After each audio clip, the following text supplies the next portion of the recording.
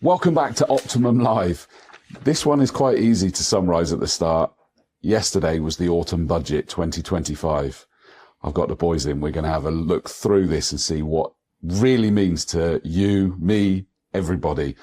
There's a lot to talk about. Let's see what we can pick out of this one.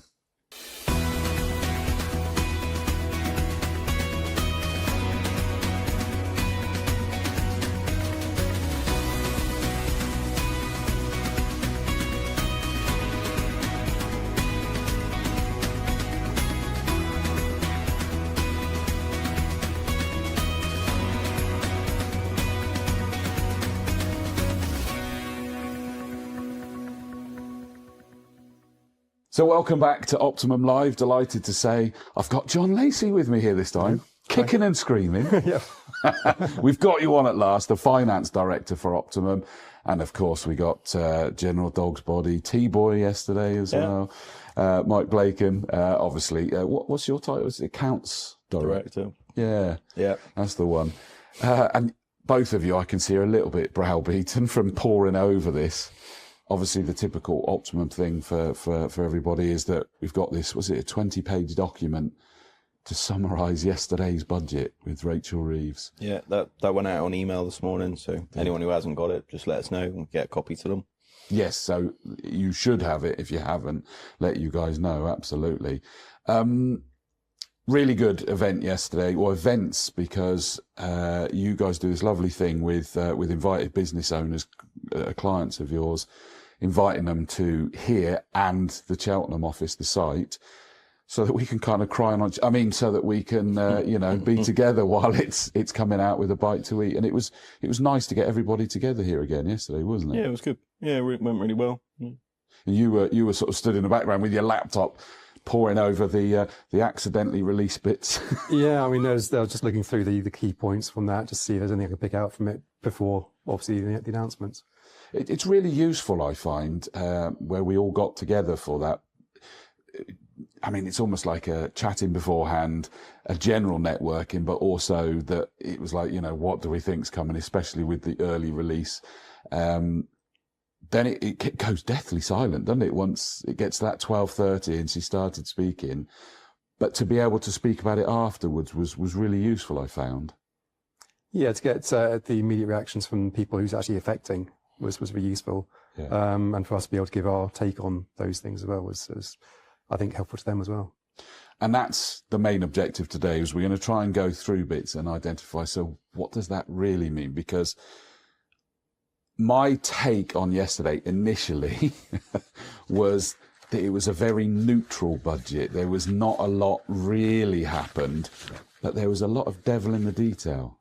Is that a fair take on it? Yeah, and I think the main one that gets kind of played over is the freezing of the rates, because it seems like nothing to some degree, everything's staying the same. That's a non-event then. Yeah. But where wages are going up, either through minimum wage increases or just general inflationary increases, or needing to actually take more home to cover the increased personal costs, because people don't think of it that way, that they might be the only person in the business, but actually they're the cost because their lives are getting more expensive, so they need to take more to stand still.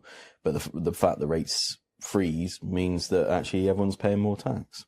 Yes, they've kind of hidden behind that. Isn't that great? We haven't put it up, they've frozen them. And it's like, no. I think they wrote in there that actually the freezing will collect the most tax. Really? Out of all the other policy changes, that one will collect the most tax just by freezing. And it's the one they were like saying it's a good thing that we haven't done anything. Wow. But that's been going on for years now, the freezing, isn't it? I think it's a stealth, because people think, okay, I'm not above the higher rate tax at the moment. So if it's frozen, I'm going to remain below the higher rate tax. What they forget is I actually want a pay rise every year. So with it frozen, any pay rise you get for the next 6 years to 2031 will potentially fall into that higher bracket. So you will end up paying more tax on every extra pound you earn. Yeah, and so typically for our clients, they'll be on a £50,000 sort of dividend salary split, and actually the cost, if they got a 4% pay rise, the same as minimum wage kind of went up, with the increase of dividend tax we come on to, that's a £2,000 increase in your income. Dividends is a £1,465 tax cost.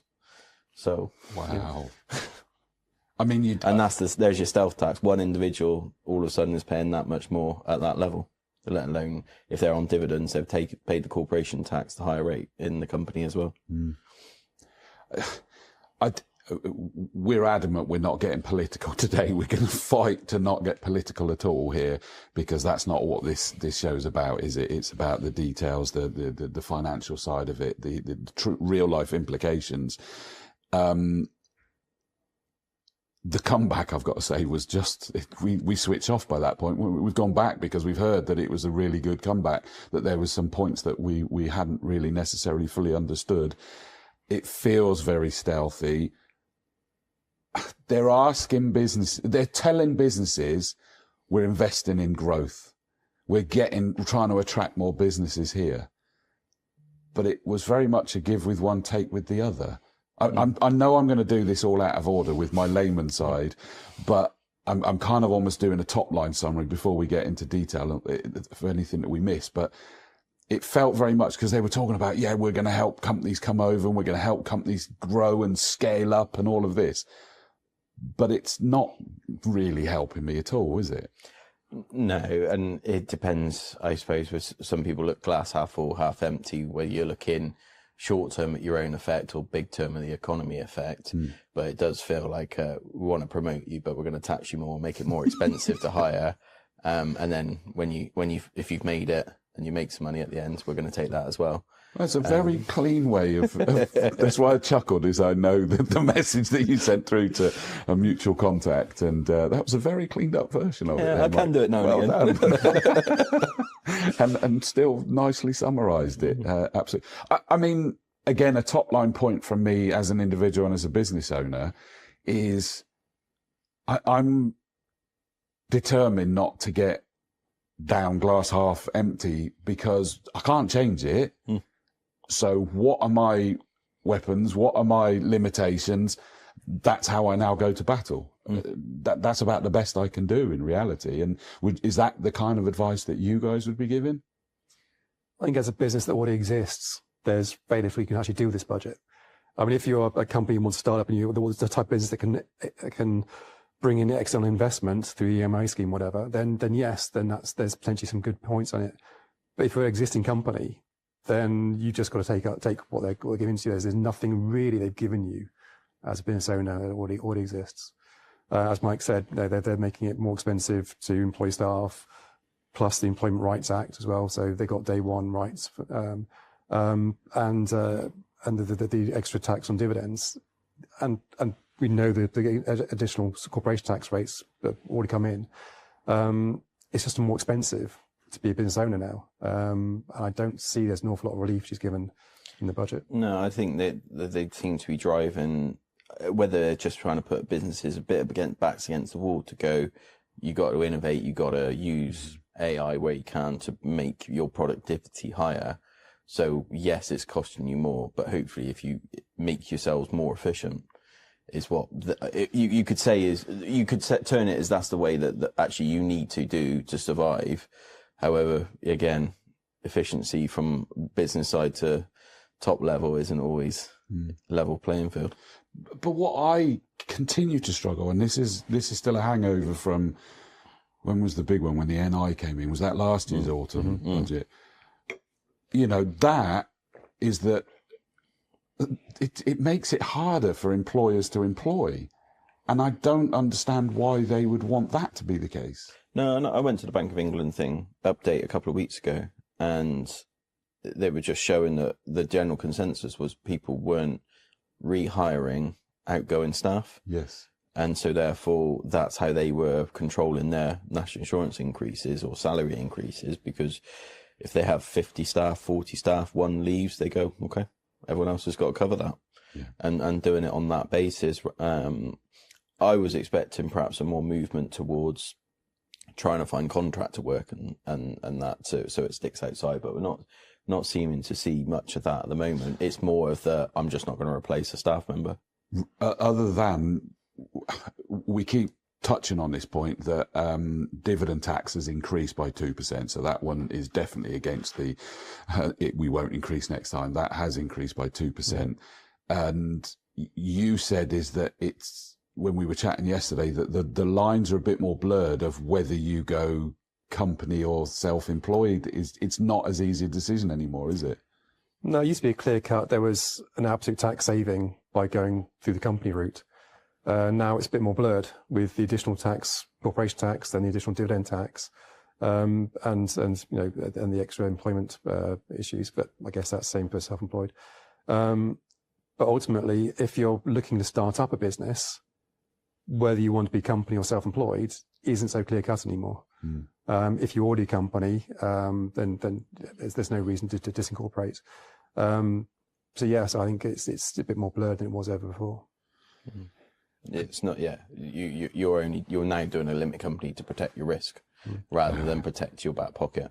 In terms of tax havens, it's just the main reason is risk and appearance. We talked about appearance before. Limited company will appear bigger outset of firm or business proposition than a sole trader. That's the reason, but you're paying for it now. Yeah, you didn't need to pay for that. It was just you got that through your tax havens, whereas now.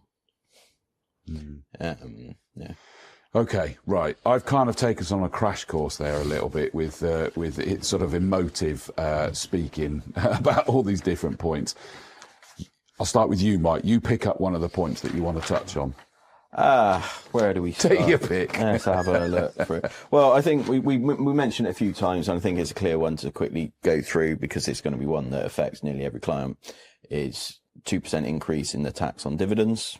Basic and higher rate increases, 2% increase on interest savings, which now with the client bank we've got, there's people coming into savings, but interest rates are still quite high, so people are actually getting some savings through that are paying with some interest on. So there's a little bit more tax there, and then the good old property tax going up, profits. That market is already so tight. We're seeing a lot of people actually paying more money out than they're getting in because of the tax bills on their rental properties, because of the mortgage restriction and everything else. So actually another 2% tax on top of that, that's making it a bit more expensive for them. And it's all these little bits, not too much, but it's 500 quid there, 600 quid. They do quite a big promotion of, this one will save you £140 a year, right? As a big headline thing, but actually these ones are paying £1,000 more a year for their extra tax on either dividends or something like that. So it's those two movements that seem to be that are going to be prevalent to most clients we got now. And there'll be parts in this that I'll end up sounding a complete idiot where I don't necessarily fully understand it, but we're used to that. Yeah, exactly. And that's why this works, because it means that I'm holding you to account with what you're telling me, so until I understand it. There was a big push that I was hearing within the buttering up phase of the speech that was rightly trying to get those that aren't paying what they should be paying.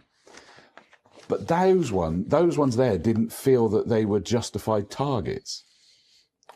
Depends where you stand on the view of things. So some will say, actually, I think the example was between someone who's employed and then pay rent to someone receiving it will have a disparity of their taxes for the same level of income. So therefore this was to level it up to make it say fair for everyone. Right. So again, it depends on which side you want to stand, to whether you go that's fair or not fair. There's always two sides to to an argument. Right. Which, I've got to be honest, John, I think there was a lot that was coming out. There's some emotive ones that I don't think will go into excessive details because we could get ourselves into trouble. But there was things like, for example, removing the 2-child cap. Mm-hmm.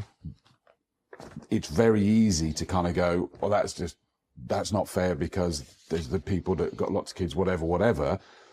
But the whole point of going, yes, but look at it from the other angle. It's not the kid's fault, and the child poverty is hitting him.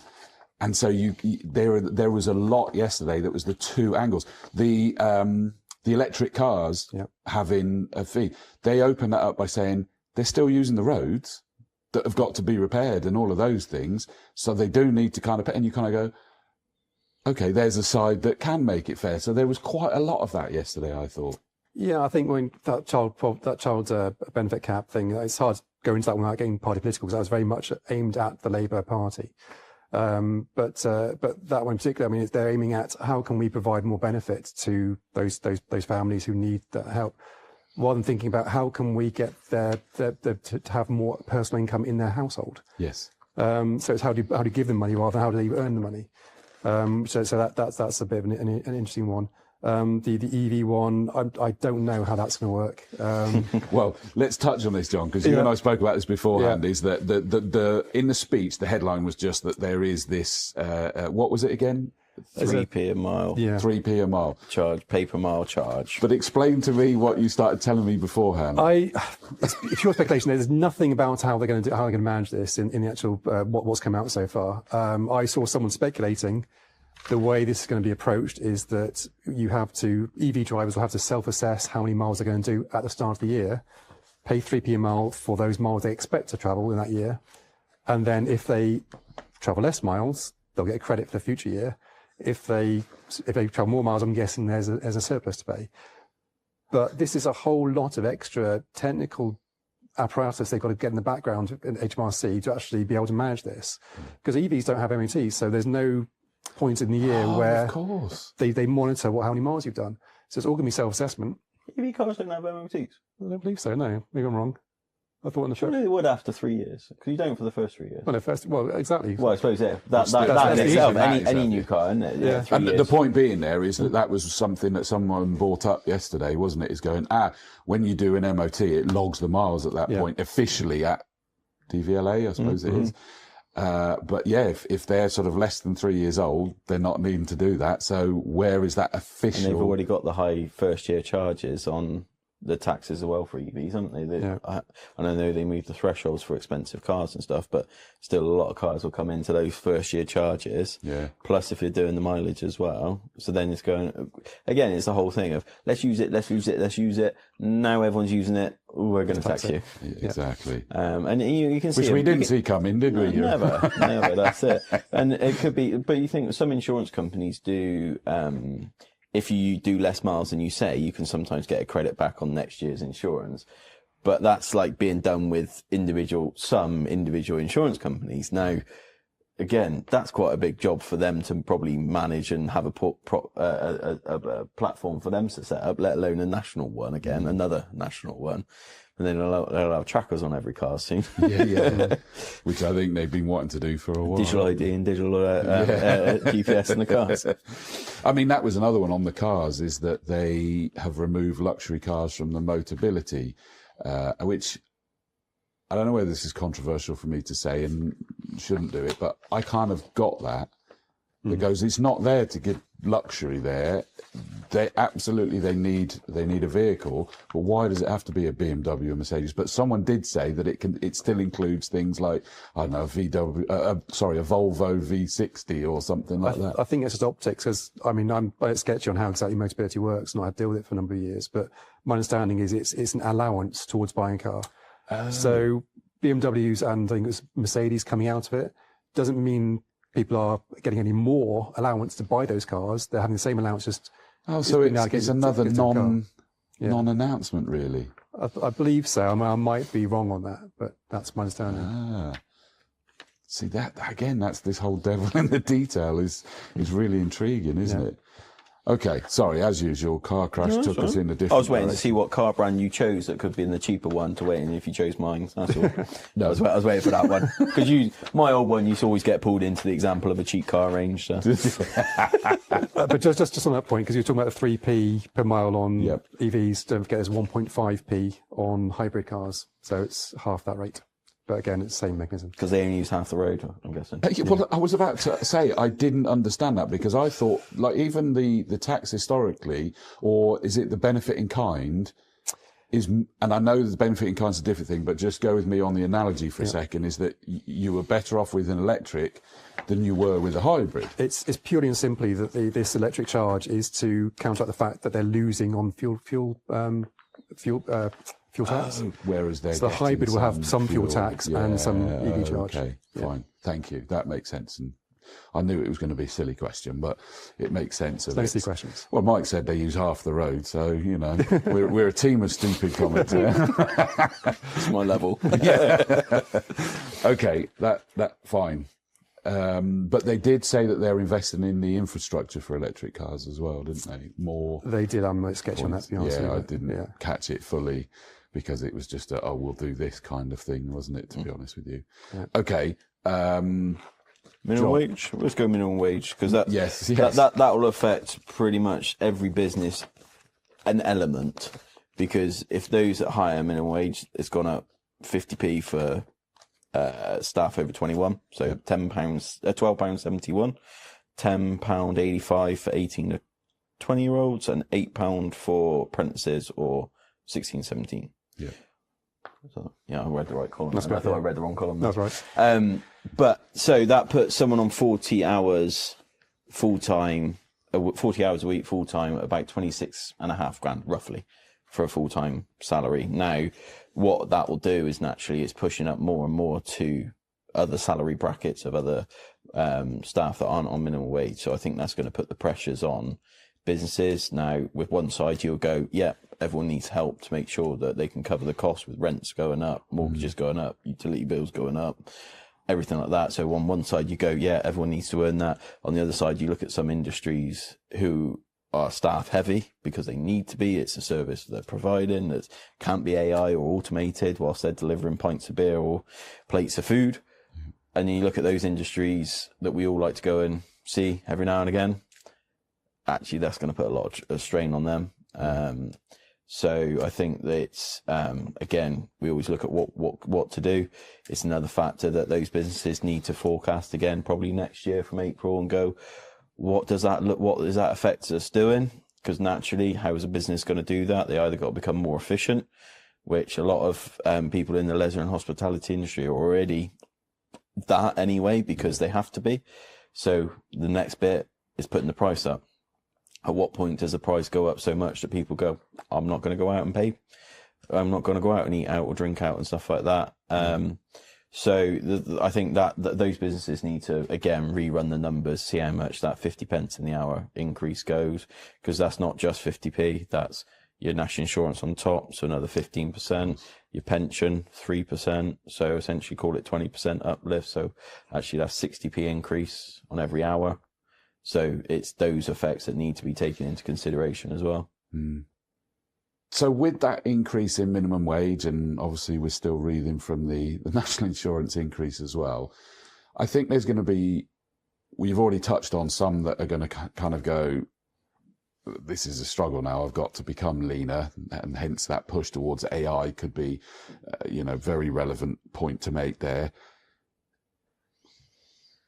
Some are going to be, okay, I'm not loads of people. I now just need to work out where, how this cost is that I've got used to is now a bit higher, and I need to get used to this higher cost and work out how I make the business work. But some that are like people heavy, that's not an easy thing to do. We've seen some scary figures that people have increased by.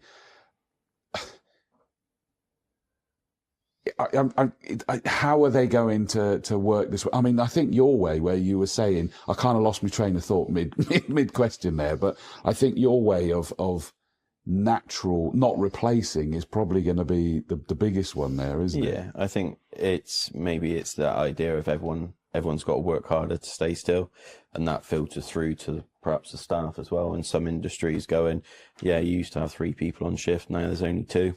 Sorry guys, but that's the way it is. I know some last year when we were looking at certain businesses, or they were looking at their own businesses, they were just getting stricter on the staff hours. So where you might kept a couple on a bit later into the evening or into a shift, they go, no, we'll just cut that. So everyone was still getting the same pay in total as they were the year before, but they're actually working less hours for it. Yeah. So the business still had the same outgoing and doing that. So but because the number of hours worked has come down. But again, those businesses have to be completely strict on the rota, this and doing that. But then at what point in some industries does the service drop off? Well, because they're not there. And so then or they turn around and go, can't do it.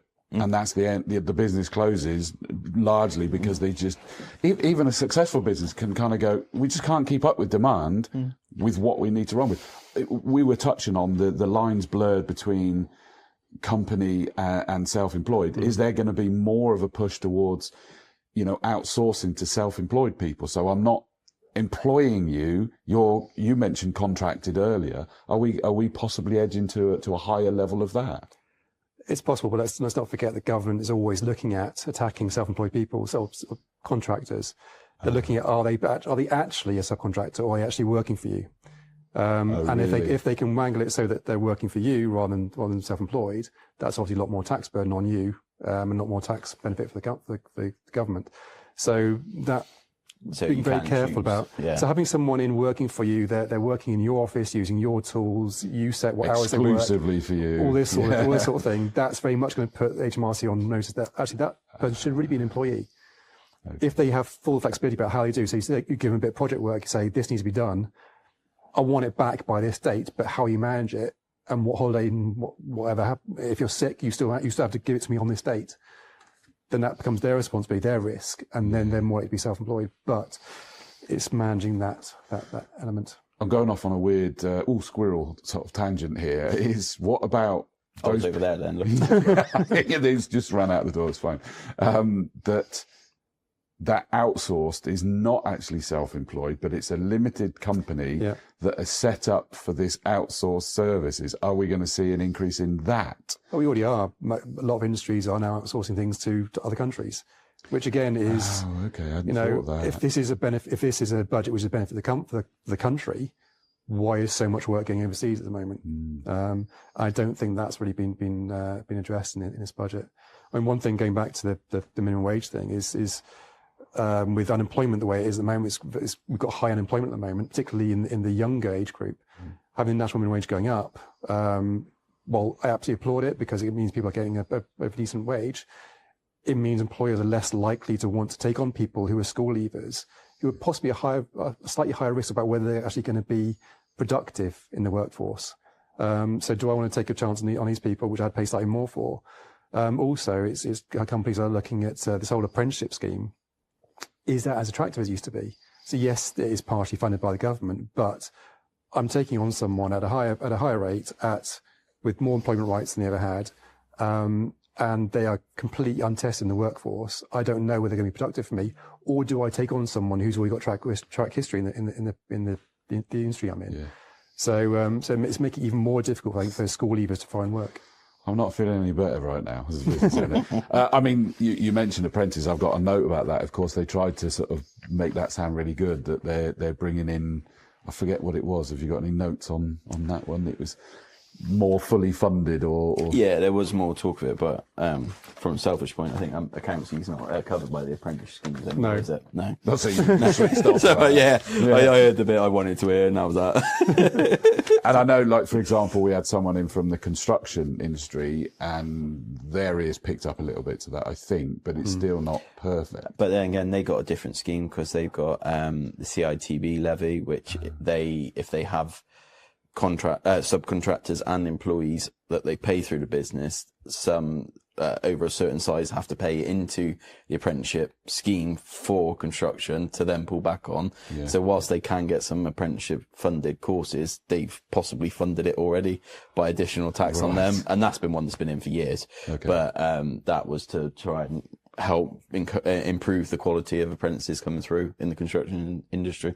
Yeah. Okay. So obliquely attached to that was one thing I picked up on was, when you run a business and you're less profitable than you want to be, what do you look at? You look at how can I raise my fees? How can I raise my earnings?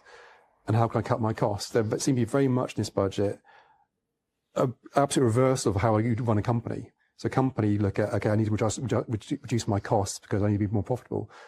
The government very much needs to be looking at, I'm going to throw a bit more money at a few things. And the way I'm going to manage that is I've got a captive audience. My audience has to pay me, and I can set how much they pay me. So I'm going to get them to pay me a bit more. So it didn't seem to be any sort of efficiency drive by the government, but more about getting the top line income in. And the reason I said obliquely attached to construction is that one of the other areas they're looking at is how can they get more tax in by those people who are avoiding the tax. Yep. And they're throwing a lot more money at tax inspectors.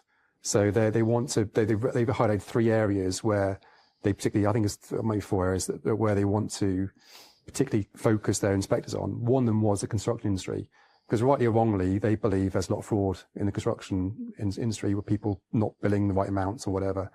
So they focus on construction industry. Interestingly, people who file their tax returns late filers, and non-compliant tax advisors, which I can assure you we are not a non-compliant tax advisor. Yeah. But there are numbers out there who are just, accountancy is one of those businesses where we are not a regulated name. No, we're not a protected name, sorry. So anyone can set up on a high street and say they're an accountant. Similarly, tax advisors, there's a whole load of tax advisors out there who have no actual formal training or regulators behind them, but they hold themselves out as tax advisors. And I think that's probably where they're looking at. There's some franchise of accountancy firms that you can pay for your franchise. They'll give you a 2-week crash course in accountancy, and then off you go. Sure. And we pick up quite a few clients that come from that area who are in a pickle with things, going, "Oh, I didn't know." And I'm like, "Yeah, but most people wouldn't know. You go to someone who puts themselves out as that, looks good, appearance is good, but actually underneath have nothing to back it up with." Yeah. They seem to be also going after like gambling and other than bingo. Apparently, bingo got removed. Yeah. But gambling and online and all of those sorts of things is that they're going after them a lot more now, which probably makes sense. They're trying to find places where they can get it from, and we know that there's a lot of parties that should be paying. It just feels like a bit of kaplunk what's going to work, and find out afterwards. It's like, really? Yeah. Think about what the likely impact is of some of these. That is me trying not to get political, but falling into that trap a little bit there.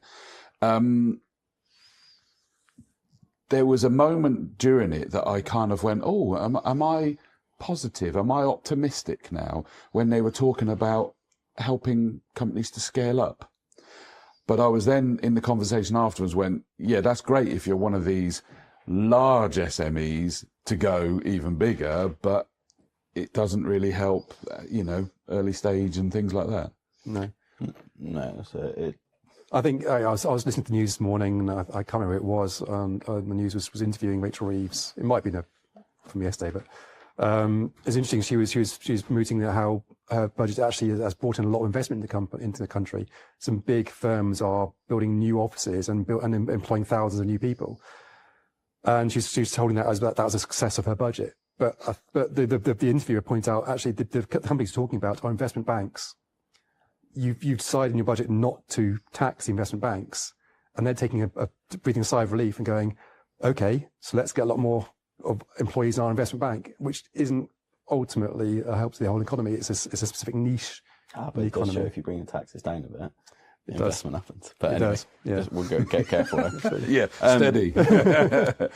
So one of the big changes I've already had a phone call with 2 clients this morning was about the salary sacrifice on pensions, because a lot of people that would be working in corporate, their setup is that their pension contribution comes off their gross salary. So their salary goes down before it gets taxed and NI'd before it goes to the pension fund. So the effect on tax is probably the same if you had it as a personal contribution, paid it up, but it's the fact that your salary comes down, so your national insurance comes down, of which they deemed as that's unfair to someone who's not got a salary sacrifice scheme. But where it leads into our clients is a salary so if you're your own director own and managed business, you might put a lump sum contribution in to your pension fund as a company director's contribution, right? That technically will fall under this salary sacrifice, because although it's not on a pay slip, it kind of has that same effect. So it's what that's going to happen, because they're changing it from untapped to £2,000 will get you the pay no national insurance on, and then anything above £2,000 will have employers and employees national insurance on. So there is quite a large change. So on a £10,000 contribution, that could be about £2,500 of additional tax, maybe just under that with a corporation tax haven. So that's quite a change from someone. So someone like a lot of businesses might put in 20, 30, 40 grand a year just as a lump sum as a pension contribution to save for later life, to help with those care home fees. Mm-hmm. But every £10,000 an extra two and a half grand. So, and there's an interplay here as well with the freeze on the thresholds, because if someone say got a £60,000 salary and they say sacrifice £10,000 to pay their pension, they do that deliberately because they want to keep themselves out of the higher rates tax. Yeah. So now the government's saying, hang on a sec, no, of that £10,000 say sacrifice, only £2,000 that is now not going to be taxable. So you're now earning £58,000, you are in high rates tax. So not only do they pay tax now on that, they're paying at a higher rate. So then if it goes through as personal contribution, your basic rate bands will increase. But again, it changes everyone who's on a pay slip's complexity of their tax. Yeah. So where at the moment someone who's at that point can do it on their pay slip, no further tax, you do it, you then potentially, this is all very new, will have to do it as a personal contribution and then maybe do a tax return to get their relief back. So then brings more people into the system, more cost to run that and the maintenance of all that. But as a financial advisor yesterday pointed out, it's from 2029. So it's 3 and a bit years time, at which point maybe that was just a passing attempt at something, but actually they didn't have much clout for it, because I think from what he was saying, the whole pension processing and administration would have to change for this. So, or maybe it's more, would it actually be on that side? Because it all goes personal contributions. So maybe it's the pay slip side, the accounting side that would have to change.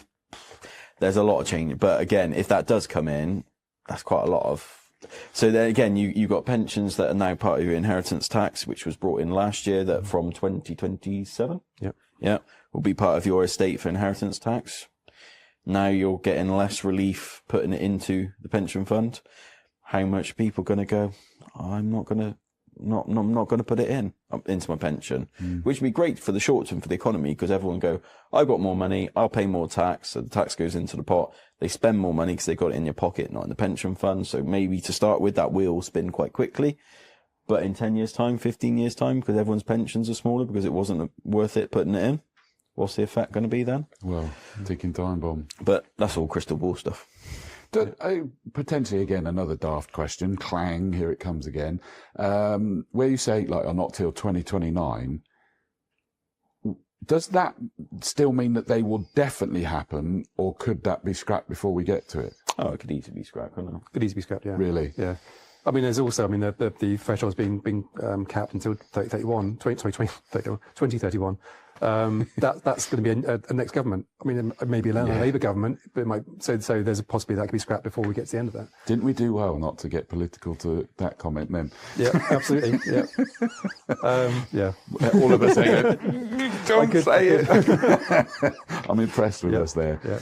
No, I'd often wondered that, where they sort of put these things further down the line, and you kind of go, is that definite? I mean, how do we know the difference because there's got to be some that are longer dates because it takes that long to implement, and other ones that are there and actually might change. How do we know the difference? That was the excuse given this morning, is that these things have been given a 2-3 year timeline because there's implementation time to bring these things in. I mean, let's face it. I mean, I remember it's got to be 15 years ago or so now. The big hot topic was tax simplification, about we're going to make tax much simpler in the UK. We've now got a situation where we've got a 20% tax rate, a 10.75% tax rate, a 20% tax rate, a 22% tax rate, a 35.5% tax rate, a 40% tax rate, a 42% tax rate. But it's simple. And it goes on. It's easy. And it's very simplified. Yeah. And how people manage this on their own volition, without an accountant, I don't know. I never cease to be amazed how patient you lot are when people like me, whether it's the person or whether it's the company, and kind of ask questions, and it must be just daft questions, but where they're going, I don't understand what's just happened there. Yeah. And I want to know, so I know what's going on. But that's definitely where we want to make sure is that actually we do want to teach, we do want to help, we do want to explain that difference. We know that someone doing a tax return for a rental property once a year, actually that's their most important thing in a year to do with tax. We might do 500 of them. but actually that one to that individual is the most important thing. Absolutely. So each one is personalized, it is checked, it's not just a right, another one off. And not even just in a bad way. Was it the 2 episodes ago where we talk about, where there can be, efficiencies where you can actually, make a bit more money than you might realize. And we went through a whole load of things. Some of them were quite surprising where. Oh yeah. On the tax. Yeah. And that again is where, so it's not just about justifying, yes, it's right that you're spending this much money to the tax office. It can also be how to get efficient, or how, that would be, really lucrative or whatever. It's not lucrative. None of them were big bucks, but it was like little bits here and there. But the cumulative was interesting, wasn't it? Yeah. That we got to the end on it. So that makes sense. On a personal question then about all of this is that how hard are each time these budgets come for you guys as accountants? It's great for us because we can go, oh, it's okay. I've got accountants. They'll take care of that. You guys have got to be all over this in an instant, including knowing when they change. It must be so stressful. Absolutely. I mean, we are supported by, we have a training provider who helps us out. We have some very talented staff here who trawl over these things, and then we all look at the minutiae. I to be honest with you, I feel more upset for the tax software providers. Oh, really? They've got to make all these changes so that when we do the tax returns through our software, it all works. Or if, down to the layman terms, for you as an individual, if you wanted to do your own tax return and you want to do it through a bit of software, understanding that bit of software and then making it usable for you. And trusting it. Knowing that, yes, that is gospel, what's coming out the other end. Yeah. Yeah, true. It is tricky, isn't it? Really, really tricky. I was speaking to the tax advisor for us this morning. She was going straight on a course this morning at 10 o'clock. I've got one booked with her tomorrow at 10 o'clock that's there. So it's now, they're all lined up, ready to go through, because we had the short summary yesterday. We've got a slightly longer summary that we've emailed to clients out. However, there's so much more in the background that's happening, so that there's one that affects sort of taxi firms that we haven't even got in here, but actually that's quite a substantial one, but it's quite specific. And it's all these ones that actually, I don't know how many pages that was in the leak budget, but it was the OBR report, but that was quite long itself. Yeah. And so you got all that all the changes that might be one little change here that affects one member of our client base, but you still got to be aware of it. So it's all these courses that you got to jump on and do and get to know. And I suppose in the other terms, that's the nature of the job. We've been doing that since we started the studies. So actually going to learn new stuff, and that is no different to a builder having to learn the new building regs for insulation and stuff. So and that's why, if anything, the big advice that I would always give is come and speak to you guys. That's what you're there, including if heaven forbid it's something that you don't know off the top of your head. You know where to go and look, and you know how to interpret it and put into context and all of those kind of things. And that's where it's just a godsend, both personal and company wise, is speak to you guys. The expertise is here in house. I think you hit it there. I mean, I had a quite interesting tax query from a client only this week actually, and it came down to the answer had to be, there's no reason why you can't, but I'd advise against it. Yes. Because sometimes there's not a clear cut yes or no. Sometimes you really have to do the research into what's HMRC expecting to get out of this regulation, and how would they consider your interpretation of this? And sometimes it's as much that I actually don't know the answer. That's very, very infrequent, I must add, but sometimes it's just on a whole assessment of risk, there's a higher risk that this is going to be an issue. Yeah. Than the actual the benefit you're going to get out of it financially. I mean, didn't I hear you making comment yesterday that there's an increase in the letters that have come through and gone, are you sure about that? It might throw up that we need to investigate. And it's never anything wrong. It's just ticked or selected a different cost centre or whatever it is. And it's like, actually, it'd be better off over here. Well, they hired all those new inspectors. So there's naturally, off the back of that, there's a lot more just desktop or just general potluck inquiries, just to check whether that's on VAT, income tax, corporation tax. There's more happening. Just general inquiries that generally come to nothing, but there's still more of it being done. So it's more I suppose just more stress for the business owner to get that letter through. Going, all right, we'll add that to the to-do list to deal with as well. Exactly. So because it's like you say, is that there's no reason why you can't, but should you? Because it could throw up a false flag. Mm-hmm. I think that's the thing. I mean, the HMRC are investing a lot more money into tax investigations. They're not suddenly going to be a whole load of qualified tax inspectors out there they can draw on. So a lot of the people they're bringing into these departments are people who are training on the job as they're doing it. Yeah. They've been told, okay, this is what you should be looking for. So anything outside of that, there's no interpretation. Okay, so I can understand why that's slightly skewed because maybe this thing. It's like, that doesn't look like it should be. So we'll put a query letter out to the client. Why is this the way it is? And generally with these things, we go back to them and say, this is the reason. And it's like, okay.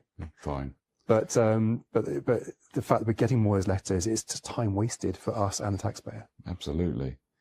Okay, again, I've done my usual off on a tangent. Another point that you want to... Actually, John, have you got one that you want us to pick up? Well, I was going to pick up on that 2%, 2000 sacrifice thing. I think the only thing we haven't really talked about which affects our clients is not mansion tax. Cap allowances, reduction of cap allowances. So there's a new 40% first year allowance, although from what I can see, it's very, very strict on what that actually relates to. I think it seems to be just leased assets, but I need to... So what's this, sorry? They announced a brand new first year allowance. So that's where you buy assets. You get for any company that sets up in year one. Company self-employed. Yeah. You get a first year allowance. So in the first year you buy that asset, you get a 40% write-off against tax for that. Okay. Yeah. The interpretation I've seen is that that's for anything which doesn't fall under normal cap allowances, which tend to be leased assets, second-hand goods and cars.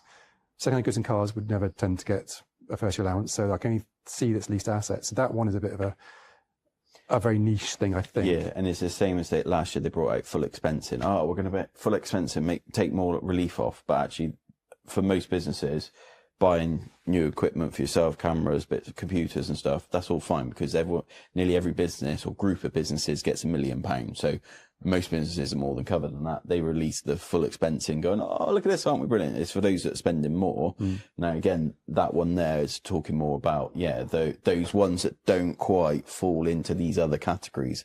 However, for most of our client base, they'll fall in the first category and won't even get to the second one, let alone into these ones. Yeah. And for those who do spend over the threshold for the full expensing, ordinarily you get 18% tax write-off every year going forwards for those assets you've bought. It's now been 14%, so there's a 4% deduction there. But again, it's the larger businesses really that affects more than and yet, our clients. What's the stat? Over 80% of our marketplace is the SMEs. I know that includes some quite sizable SMEs. I accept that, but because it's SME, small, medium. I was just thinking private businesses, but but it's up to quite a reasonable size, isn't it? But it's still kind of going. Let's not underestimate the amount that the small businesses bring to the table here as well, and they're the ones that have got the scope to grow. And I know I've been in discussions with Innovate and it's about going, actually, that's a very scalable business and it's innovative. And yes, uses AI in there. That was definitely a flag and all of that. And it's like, yes, we want to help because you're the future. And that's it seems to be going. Okay. Sorry, you were I was going to briefly say that the budget, the Chancellor has been saying about they very much want to create innovation in the country. Yeah. With all these additional tax burdens on companies, and we picked up earlier on about them wanting to level the playing field between employees and self-employed, it's making people think, well, what is there actually? Why would I want to set up on my own now? Because I've got much more safeguards as an employee than going to set up on my own now. And I think what successive governments seem to forget, I'm not going to make this political, it's all governments, is that the self-employed people and the small companies, the SMEs, yes, they may have got, maybe not so much anymore, a slight tax break by setting up on their own. But they also don't get paid for their holidays. They don't get paid if they're sick. If the market falls over, they haven't got a guaranteed income. Whereas with an employee, as long as you're in a reasonable sized firm, if the market falls over, you're still going to be employed. I think so where we're saying we want more innovation in this country, I think that's going to come from the larger firms innovating and starting up in the country, rather than small one-man bands necessarily. Okay. All right. And it's good to get the other side of that. You were a small one-man band several years ago. Yeah. You now employ people. Yeah. So, the government forgets that that's what happens. These small businesses become employers, and then they get a lot of tax from that. Exactly. Which is interesting, because I think you almost gave both sides of the argument in one there, and that, I think... That's the thing with everything, though, isn't it? There's always going to be one side. You got with the mansion tax, you mentioned it briefly, and everyone's like, he pulled the pin on that. It's like, most people look at it and go, if they got that level of property, they can afford it. However, I know people that they have that property, they built it themselves, they don't have cash at all, and then having to pay another $2,500 a year, $3,000 a year actually is one family I know actually thinking it's now selling, because with the size of the property, with the insurances going up, they actually can't afford to stay there now. So with that heartbreak that they built this with their own hands, they didn't spend as a family, as a forever family home. Yeah, exactly. They didn't spend that level of money. It's now worth it because they've done a darn good job and all of that. I it's such a tricky one. I get the notion of where they're going. This kind of like, there is a lot of people they're getting away with an awful lot. I wonder whether that threshold is wrong. Maybe there should be a mansion tax, but maybe the 2 mil is a bit low. A daft sort of like, comparison is that some years ago I got a Mercedes E-Class as a car for legitimate reasons. I pushed myself to get that, but it made a difference to what I was doing. And then suddenly it's over £200 a corner for tyres. Servicing's costing a fortune. And they're going, just because I've got this Mercedes, I must be able to afford all of this. It's like, no. And that's why when the finance was up, it was like, have it back. It's an amazing car, but I just can't. And I think it's that, the threshold's possibly slightly wrong in there. But again, it's always that two sides to an argument, isn't it? You go then, other people say, well, no, they're the minority, not the majority of what the problems and benefits are for. So therefore, the majority are fine. So therefore, it is okay. It works. Yeah. And it's the same with any tax. You would look at some tax increases on like dividends. You go, God, that's unfair. And then other people say, well, actually, the majority are better off from it, not the minority are paying the tax. I'm just glad they actually put a cash threshold on it, because they were talking about FG and H council tax bands, which obviously that's a big difference to what an FG and H is in London compared to what it might be in the Southwest. I'm just grateful they actually put a figure on it. Because we were expecting that, and it was different by the time it was being claimed, because I know we touched on that, didn't we, beforehand? Any other point that you want to touch on? There was a really weird one, actually, that I showed you just now. Was it from April 29 that every invoice needs to be of an electronic format? But not only that, I think they want to bring legislation whereby every invoice you raise has to be in electronic format, and a copy has to be sent to the government. What? Yeah. That's what I read the other day. This is, I believe, all tied in with Making Tax Digital. It's their way of snooping on companies throughout the year to say, okay, is your level of invoicing what I expect it to be? Is it certain trades have high income in certain months and low in other months. A construction company, getting back on the construction we're talking about, are they suddenly had a drop off in sales for some reason when they should be busy, which would suggest they're hiding stuff. I think there's an element of the possibility of introducing real-time reporting. You can show I've read all of this. So I think the government wants to have real-time information on everyone's businesses to understand that to make sure they're paying the right amount of tax.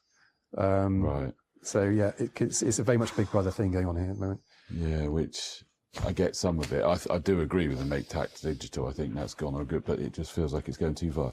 I don't know whether you can remember, there was something you were chatting about with Jon before we went on air, TV something or other.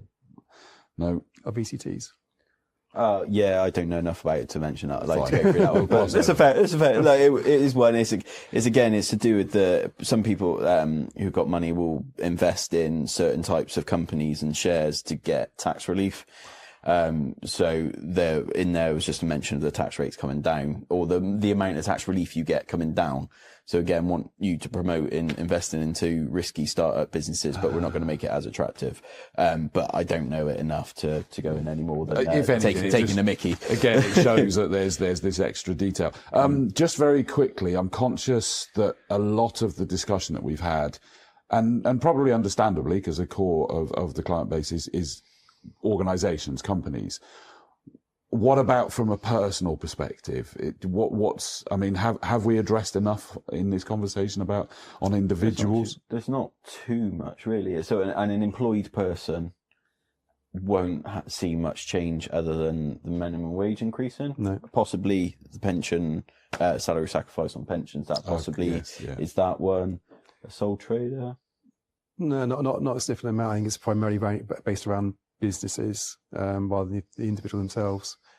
An interesting a video that a client sent through to me was talking about why do they keep targeting limited companies, and it's because they can see it all from there. Whereas a sole trader, until MTD comes in, they can't see it. Whereas a limited company, they can see it. So therefore, they can, with all the information coming through, they can actually work out which one's going to have the best return, because they have all the information from the company tax returns being submitted, the accounts being lodged. They can see a general consensus of what's being done. So that's why it always feels like it's the pressure, and you kind of go, oh yeah, it's hard to argue against that. I do also feel there's an element of, again, this is not political, this is all governments. There seems to be a feel that a limited company isn't a tangible individual, so their feelings aren't going to be hurt by certain things. And I think that all employees, the old victimless crime angle. Yeah. I'm obviously a business owner now, but I remember when I was an employee, you always thought, is my company paying me as much as they should be, and that sort of thing. So you always kind of think that companies are always sort of on the take a little bit, and I think governments, all successful governments, feed into that to a certain extent. They think, well, these companies, the majority of people are employed rather than owners of businesses. So they're going to applaud us taxing the companies, because it means they're not getting taxed themselves. And if they fail to understand that taxing a company means the company has less income less profits to invest back into business and to employ people. So they forget that circular route. I think there's also an angle, in my opinion, when I've been watching these things happen right back to last autumn budget as well, is that, we sit there and feel absolutely offended and challenged and everything. But the reality is they know that as hard as it is, as much as we complain, they're locked in, and we will trade our way through it. We will find a way to trade through it, because we have no choice. Now, we can be bitter and go, great, so we're going to prove them right that we were able to do it. Because what's the alternative? I just go, I'm out. You still got to pay the mortgage. Exactly. And that frustrates me, but it then comes back to my original point. And I, as a business leader, implore everybody to kind of go, look, it can't be changed. Speak to people like you to work out the best way to do all of this, bring it all together. But let's do it. Let's get through this and trade through in whatever way we can. I wouldn't be surprised to see more mergers, things like that you kind of go, actually, that's a complementary service or product. Yeah. Let's come together, so we're sharing it. I wouldn't be surprised to see an increase in that. Yeah. Yeah, I think so. I think it's reducing the overheads perhaps in half, because you've got two businesses sharing the same overhead. I think that there's been a move of that for quite some time, and I think there'll be more of it. And we're seeing in our own industry, there's a lot of accountants being bought up by large national accountancy firms now. Right. So we're losing more and more of those independent accountancy firms. They're being swallowed up. So I think it's going to be the nature of the beast, unfortunately. It is. Thank you guys for allowing us to sort of talk through it. I'm not expecting that to suddenly make it as clear as day or anything. There's a whole number of things there. Hopefully it's been interesting to sort of hear us chatting through it. I guess the best advice is any questions, any uncertainty, come and speak to you guys. Yeah, absolutely. Definitely. Yeah. And we got optps.co.uk for the website and obviously email addresses and phone the office, all of that. You guys are there to help. So Yep. Excellent. Well, thank you very much for that, guys. Much appreciated. I hope that's been useful. I was going to say interesting. Who knows? Because it's quite an emotive topic, but I hope it has been useful, and we'll see you on the next episode. Cheers.